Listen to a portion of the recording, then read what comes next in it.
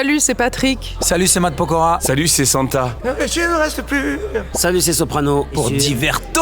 Yeah. L'étape préférée, c'est l'audition à l'aveugle. Il y avait autant de trac que de passion et on sentait dans les tremblements et les failles des voix des enfants de la lumière qui en jaillissait. Il y a ce petit frisson qui nous vient à chaque talent, parce que chaque fois on ne sait pas. Et j'adore ce petit moment où on se dit, c'est un garçon, c'est une fille, il est grand, il est petit. Il y a ce petit stress, cette petite tension de savoir au moment où on va se retourner, à quel genre d'âge on va avoir affaire, quel personnage. Et c'est vrai que ça, c'est quand même toujours ce qu'il y a de plus excitant. Ce truc-là, on ne peut l'avoir qu'à l'audition avec. Franchement, je te dis la vérité, au début, on se dit, on a des critères, mais après quand tu es assis, tu te retournes des fois dans des trucs où tu t'y attendais pas parce que tu es surpris. Donc je pense que c'est vraiment au coup de cœur du moment. Moi, je me suis retourné sur quelque chose de lyrique, alors que des fois, je me dis non, lyrique, je vais laisser ça plutôt sur le papier, ça va aller avec Patrick, etc. Et donc il y a des choix aussi, des talents qui vont être surprenants. Ça a été la plus stressante pour moi parce que j'avais peur que les enfants me choisissent pas, bien sûr. C'est le moment où on essaie de convaincre les kids de venir dans nos équipes.